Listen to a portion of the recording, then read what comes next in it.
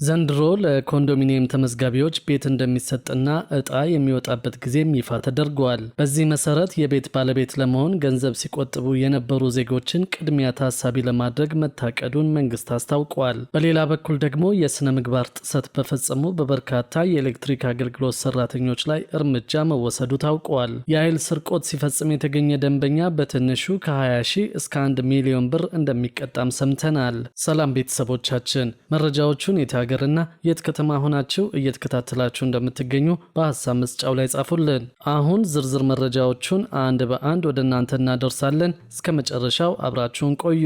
በኢትዮጵያ ኤሌክትሪክ አገልግሎት ዲጂታል የሙስና መረጃ ጥቆማ መቀበያ ስርዓትና በሌሎች አማራጮች ከቀረቡ ጥቆማዎች ውስጥ 54 አመራርና ሰራተኞች ጥፋተኛ መሆናቸው ተረጋግጦ እርምጃ እንደተወሰደባቸው ሰምተናል። ተቋሙ ተግባራዊ ባደረገው የዲጂታል ሙስና ጥቆማ ማቅረቢያ በቀረቡ ጥቆማዎች መሰረት በ5 ወራት እርምጃ ከተወሰደባቸው ሰራተኞች መካከል 10 የጽሁፍ፣ 37 የደሞዝ፣ 2 ከቦታ የመነሳት፣ 5 ስንብት በድምሩ በ54 ኃላፊዎችና በሰራተኞች ላይ እርምጃ ተወስዷል። ከስራ እንዲሰናበቱ የተደረጉት ሰራተኞች በስነ ምግባር ጥሰት ምክንያት ሲሆን ይህም የጥቆማ መቀበያ ስርዓቱ የፈጠረው ምቹ ሁኔታ ደንበኞች የሚሰጡት ጥቆማ ዋጋ ያለው መሆኑንና የሚታዩ ብልሹ አሰራሮችን ለመታገል ተቋሙ እያደረገ ያለውን ቁርጠኝነት እንደሚያሳይ ተጠቅሷል።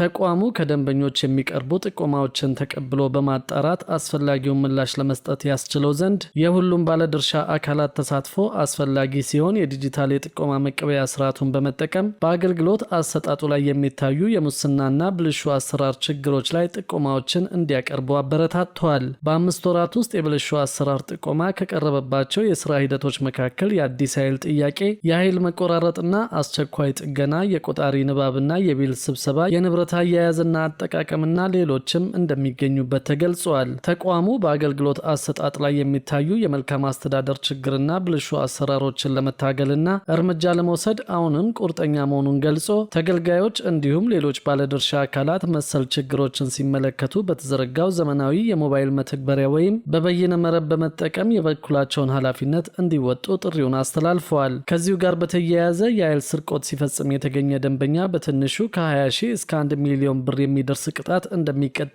የኢትዮጵያ ኤሌክትሪክ አገልግሎት አስታውቀዋል። የኢትዮጵያ ኤሌክትሪክ አገልግሎት ባለፉት ወራት በኤሌክትሪክ መሰረተ ልማት ላይ በደረሰ ስርቆትና ውድመት እንዲሁም ደግሞ በተፈጸመ የኃይል ስርቆት 143.2 ሚሊዮን ብር ጉዳት እንዳጋጠመው ገልጿል። ባለፉት 4 ወራት ብቻ በ17 የትራንስፎርመር ስርቆት ከ23 ሚሊዮን ብር በላይ ጉዳት አጋጥሞኛል ብለዋል። በተጨማሪም የኤሌክትሪክ አስተላላፊ ኬብል ስርቆት 88 ሚሊዮን ብር፣ 15 መኪናዎች በኤሌክትሪክ መሰረተ ልማቶች ላይ ባደረሱት ግጭት 18 ሚሊዮን ብር እንዲሁም ደግሞ በኃይል ስርቆት ምክንያት 13 ሚሊዮን ብር ጉዳት ያጋጠመው መሆኑን ገልጿል። የኃይል ስርቆት ሲፈጽም የተገኘ ደንበኛ በተቋሙ የቆጣሪና ተያያዥ ዕቃዎች ምርመራ መመሪያ መሰረት ኃይሉ እንዲቋረጥ ከማድረግ በተጨማሪ የሰረቀውን ኃይልም በባለሙያዎች ስሌት ተደርጎ እንዲከፍል እንደሚደረግ አገልግሎቱ አሳውቀዋል። በመመሪያው መሰረት ከሚጣልበት ቅጣት በተጨማሪ የኃይል ስርቆትን በመፈጸሙ የወንጀል ተጠያቂነት ይኖረዋል የተባለ ሲሆን የኃይል ስርቆት ሲፈጸም ቅጣቱ በትንሹ ከ20 ሺህ እስከ 1 ሚሊዮን ብር ሊደርስ የሚችል ቅጣት እንደሚሆንም ተገልጿል። የኢትዮጵያ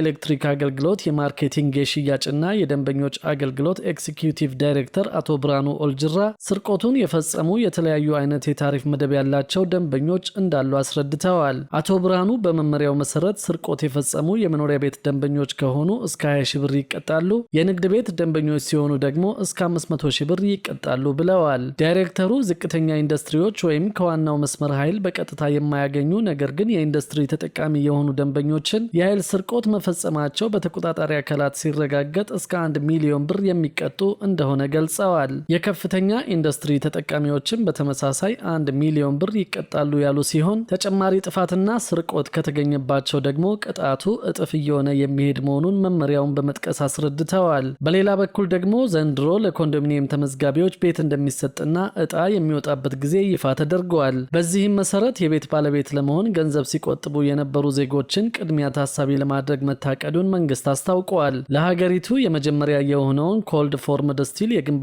ቴክኖሎጂን በመጠቀም ከ60 እስከ 70 በመቶ የግንባታ ወጪን እንደሚቀንስ የአዲስ አበባ ቤቶች ልማት ኮርፖሬሽን አሳውቋል። የኮርፖሬሽኑ ዋና ዳይሬክተር ኢንጂነር ቶማስ ደበሌ በአዲስ አበባ የሚከናወነውን የቤቶች ግንባታ አስመልክቶ አዲሱን ቴክኖሎጂ በመጠቀም የሚገነቡት ቤቶች ከ60 እስከ 70 በመቶ የግንባታ ግብዓት ወጪን እንደሚቀንስ ተናግረዋል። የቤት ልማት ፕሮግራም ረዥም ዕድሜ ቢኖረውም በመፍጠርና በመፍጠን ባለመመራቱ ምክንያት ከተማ አስተዳደሩ ለበርካታ ዕዳ ተዳርጎ እንደነበር አይዘነጋም ሲሉ ዋና ዳይሬክተሩ ገልጸዋል። ከተማ አስተዳደሩ ይህንን ታሪክ ለመቀየርና አሻሽሎ ለመስራት የስራ ባህልን ማሻሻልና ማሳደግ እንዲሁም ደግሞ አዳዲስ የቤት ልማት ቴክኖሎጂዎችን ወደ ሀገር በማስገባት ላይ እንደሚገኝ አስታውቀዋል። ለዚህም ከተያዘው ዓመት ጀምሮ በመዲናዋ 100,000 ቤቶችን ለመገንባት ታቅዶ ዘርፈ ብዙ እንቅስቃሴዎች እየተደረጉ እንደሚገኝ ዋና ዳይሬክተሩ ተናግረዋል። በዚህ የቤት ልማት ፕሮጀክት ቀደም ሲል የቤት ባለቤት ለመሆን ገንዘብ ሲቆጥቡ የነበሩ ዜጎችን ቅድሚያ ታሳቢ ለማድረግ እንደታቀደም ገልጸዋል። 100,000 ቤቶችን ለመገንባት ሲታሰብ 50,000ን በመንግስትና በግለሰቦች አጋርነት እንዲሁም ደግሞ 50,000ን በመንግስት አቅም ለመገንባት አስፈላጊ የሚባሉ የቴክኖሎጂ ስራዎች መሰራታቸውን ገልጸዋል። የዲዛይንና የፋይናንስ ስራዎችን በራስ አቅምና ሌሎች አማራጮችን በመጠቀም ግንባታውን ለማከናወን ዝግጅት መደረጉን አመላክተዋል። በተጨማሪም መፍጠንንና መፍጠርን ታሳቢ ያደረገ የከተማ ልማት እንቅስቃሴን ከግብ ለማድረስ ግንባታውን በቴክኖሎጂ የማገዝ ስራ በስፋት እየተከናወነ እንደሆነ ተናግረዋል። ቴክኖሎጂው በዓለም ደረጃ በርካታ ሀገሮች ሲጠቀሙበት የነበረ ቢሆንም በኢትዮጵያ ለየት የሚያደርገው ጥቅም ላይ የዋለው ለመጀመሪያ ጊዜ መሆኑን ገልጸዋል።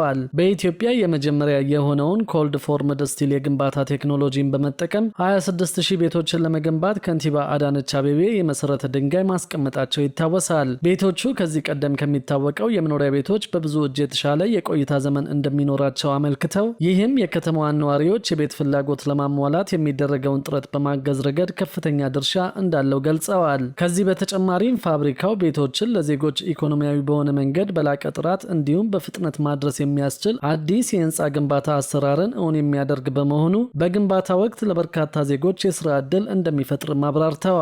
የአዲስ አበባ ቤቶች ልማትና አስተዳደር ቢሮ ኃላፊ ቅድስት ወልደ ጊዮርጊስ በበኩላቸው እንደተናገሩት የተጀመረውን የቤት ግንባታ የቤት ልማት መርሃ ግብሩን ሁሉን አቀፍና ተደራሽ በማድረግ ለዜጎች የተሻለ መጠለያን ለማጎናጸፍ አስቻይ ሁኔታ ይፈጥራል ብለዋል። አስተዳደሩ የቤት ልማት መርሃ ግብሩን የሚያቀላጥፉ ቴክኖሎጂዎችን ከሁሉም አቅጣጫ በማፈላለግ የመኖሪያ ቤት ተደራሽነት ላይ ትኩረት አድርጓል ያሉት ኃላፊዋ በዚህም ተጨባጭ ውጤቶችን በማስመዝገብ ላይ እንገኛለን ሲሉ ተናግረዋል። ይህን የቤት ግንባታ ሳይትም ከቴክኖሎጂ ጋር በማስተሳሰር በመፍጠርና በመፍጠን መርህ ባጠረ ጊዜ እንደሚጠናቀቅ ተናግረዋል። በዚህም ከመጪው ምርጫ በፊት የኮንዶሚኒየም ዕጣ ለማውጣት መንግስት በልዩ ትኩረት በመስራት ላይ እንደሚገኝ ታውቀዋል። ከንቲባ አዳነች አቤቤ በ2018 ቅድሚያ የሚሰጠው የቤት ግንባታና የውሃ አቅርቦትን ማሻሻለው ሲሉ በቅርቡ መናገራቸው የሚታወስ ነው። የአዲስ አበባ ከተማ ምክር ቤት ባለፈው ሐምሌ ወር ላይ ካጸደቀው 350.1 ቢሊዮን ብር በጀት ውስጥ ለቤቶች ልማት ዘርፍ የተመደበው 24.6 ቢሊዮን ብር ነው። መንግስት 1.5 ሚሊዮን ቤቶችን በአዲስ አበባና በተለያዩ ከተሞች ለመገንባት ማቀዱን ማሳወቁ ይታወሳል። በሌላ በኩል ደግሞ መንግስት ሰራተኞችን፣ ጡረተኞችንና የግል ሰራተኞችን ተጠቃሚ የሚያደርግ አሰራር ተግባራዊ ለማድረግ ከጫፍ መድረሱን ሰምተናል። አሰራሩ ተራ በተራ ተግባራዊ እየተደረገ ሁሉንም ተጠቃሚ በማድረግ ስራ ላይ ለማዋል ወደ ስራ መገባቱ ታውቋል። በጤናው ዘርፍ የሚሰሩ የጤና ባለሙያዎችን ተጠቃሚ የሚያደርግ የጤና መድን ስርዓት በመዘርጋት ከግማሽ ሚሊዮን በላይ የሚሆኑ የመንግስት የጤና ባለሙያዎችንና ድጋፍ ሰጪ ሰራተኞችን የሚያካትት አዲስ የማህበራዊ ጤና መድን ስርዓት ተግባራዊ ሊያደርግ መሆኑን የኢትዮጵያ የጤና መድን አገልግሎት አስታውቀዋል። የኢትዮጵያ የጤና መድን አገልግሎት የአባላት አስተዳደርና ሀብት አሰባሰብ መሪ ስራ አስፈጻሚ አቶ ጉደታ አበበ እንደገለጹት አዲሱ አሰራር በጤናው ዘርፍ ከጥበቃ ጀምሮ የአስተዳደር ሰራተኞችንና ቤተሰቦቻቸውን ተጠቃሚ የሚያደርግ መሆኑ ታውቋል። ላለፉት ዓመታት ተግባራዊ ሲደረግ የቆየው የማህበረሰብ አቀፍ የጤና መድን ስርዓት በተለይም ዝቅተኛ ገቢ ያለውንና በአርሶ አደር እንዲሁም በአርብቶ አደር ህይወት ውስጥ የሚገኘውን የማህበረሰብ ክፍል በስፋት ተጠቃሚ ማድረግ የቻለ ሲሆን እስካሁን ባለው ሂደትም 63 ሚሊዮን የሚጠጉ ዜጎች የጤና መድን አገልግሎት ተጠቃሚ ሆነዋል። ሆኖም የመድኃኒት አቅርቦት እጥረት፣ የአገልግሎት ጥራት መጓደል፣ በዘመናዊ አሰራር አለመደገፍና መሰል ችግሮች እንደሚስተዋሉ ባለጉዳዮች ያነሳሉ። ከዚህ ባሻገር የመንግስትና የግል ድርጅት ሰራተኞች አለመካተታቸው እንደ ክፍተት ሲነሳ ቆይተዋል። አዲሱ አሰራር እስካሁን የታዩ ክፍተቶችን ለመሙላት እንደሚያግዝ ለዚህም በመስከረም 2018 ዓ.ም ተጠቃሚዎችን መመዝገብ መጀመሩን የተናገሩት አቶ ጉደታ እስካሁን ባለው እንቅስቃሴ 165,000 የጤና ባለሙያዎች መመዝገባቸውን አክለዋል። ሁሉም ዜጎች የጤና መድን ሽፋን እንዲያገኙ ማድረግ አንዱ የመንግስት እቅድ ነው ያሉት አቶ ጉደታ በ2030 ሁሉን አቀፍ የጤና መድን ስርዓትን ለሁሉም ለማዳረስ የሚል አሰራር መተግበሩን አብራርተዋል። በአሁኑ ወቅት በ195 ወረዳዎች ላይ 63 ሚሊዮን የሚጠጉ ዜጎች የጤና መድን ሽፋን ተጠቃሚ ማድረግ መቻሉ አለመቻሉን በተለይ አርሶ አደርና አርብቶ አደሮች እንዲሁም በኢመደበኛ ስራ ተሰማርተው የሚገኙ የማህበረሰብ ክፍሎች የበለጠ የማህበራዊ ጤና መድን ተጠቃሚ መሆናቸውንና እነዚህም ከጠቅላላው 17 በመቶ እንደሚሸፍኑ ገልጸዋል። በቀጣይ የመንግስት ሰራተኞችን፣ ጡረተኞችን እንዲሁም ከ10 በላይ ሰራተኞችን ቀጥረው የሚያሰሩ የግል ተቋማትን የጤና መድን ሽፋን ተጠቃሚ ለማድረግ የሚያስችል አሰራር እንደሚኖር ተናግረው በቅርቡ ተግባራዊ የሚሆነው የጤና ባለሙያዎች የጤና መድን ሽፋን በጤና ሚኒስቴርና በሚመለከታቸው አካላት ይፋ እንደሚደረግ አክለዋል። የመንግስት ሰራተኞች በጤና መድን ሽፋን እንዳገኙ በወጣው አዋጅ መሰረት ተጠቃሚ እንዲሆኑ ከመስከረም ወር 2018 ዓ.ም ጀምሮ እየተሰራ መቆየቱን ተናግረዋል። ጉዳዩን የጤና ባለሙያዎች ለበርካታ ዓመታት ሲጠይቁት እንደነበር ያስታወሱት አቶ ጉደታ ይህም የጤና ባለሙያዎችን ጥያቄ ይመልሳል ተብሎ እንደሚጠበቅ ተናግረዋል። የወጪውን 6 በመቶ መንግስት ይሸፍናል ያሉት ስራ አስፈጻሚው በቀጣይ ከጤና ተቋማት ውጭ ያሉ ሰራተኞችን ተጠቃሚ ለማድረግ ተቋሙ ከመንግስት ጋር እንደሚነጋገር ጠቁመዋል። ለጤና ባለሙያዎች ይደረጋል የተባለው የጤና መድን ሽፋን የግል የጤና ተቋማትን እንደማያካትት ያስረዱት ስራ አስፈጻሚው በቀጣይ ግን ሁሉንም ተጠቃሚ ለማድረግ እንደሚሰራ አክለዋል።